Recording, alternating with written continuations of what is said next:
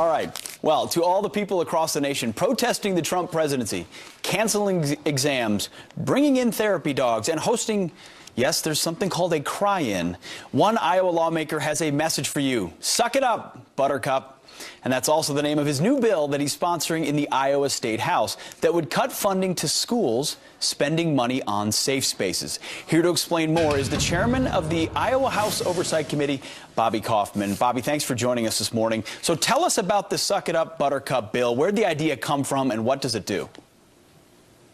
Well, good morning. Thanks for having me. You know, the bill was inspired by what I saw across the nation, where I saw schools with rising, skyrocketing tuition costs were also finding new monies and expenditures for things such as cry rooms. I was hearing reports of rooms where you could play with Play-Doh and you could color on books and talk about your feelings. And I was even hearing reports of some schools that were bringing in ponies to be able to get students through the election. Well, for me, that's a waste of taxpayer dollar, and that also doesn't prepare kids for life, because in life, there's winners and losers. And in life, when your car breaks down, your kids get sick, or you have to take a second job up to pay your mortgage, you don't get to go to a cry zone. You don't get to pet a pony. You have to deal with it, which is why I came up with the bill, and the idea inspired Suck It Up Buttercup. Well, I can't help but I don't mean to laugh. I mean, you laugh because you want to cry, as they are doing in these cry rooms. There's another aspect of this bill, though, that you talked about protesting. We've seen a lot of protesting that descends into rioting. What's the other aspect of it? True, and that was truly the inspiration, was protecting my constituents. What really inspired me to push this forward was there was an actual blockade of my constituents on Interstate 80 last week. And that's dangerous. That's incredibly dangerous. What if someone had been trying to go to the hospital? What if someone was in an emergency?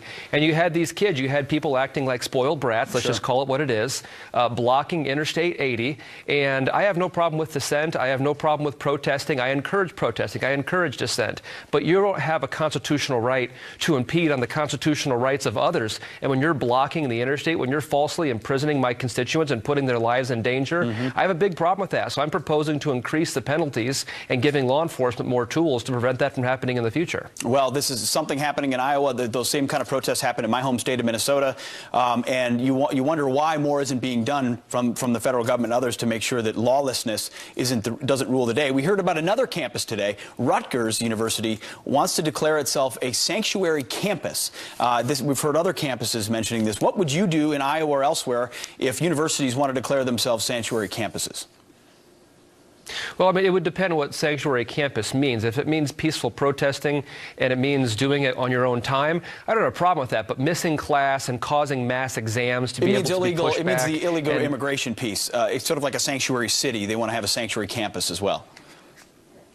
Well, of course, that's absurd, and police and ICE and law enforcement and immigration officials would have to step in. I mean, we cannot have lawlessness. This is the ultimate irony, that you had all these predictions of a Donald Trump presidency being anarchy and a Donald Trump presidency, you know, being all this lawlessness. And here you have it. The very folks that claimed that was going to be the case for him are actually being the ones that are the inspiration for the case. So, no, you cannot have sanctuary campuses harboring illegal immigrants. That's just absurd.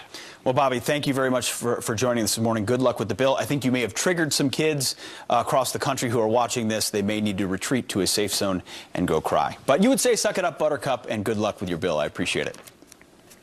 Thanks a lot. All right. Well, Donald Trump said the election would play out just like Brexit. He was right. But did you know part of the Brexit plan was draining the swamp?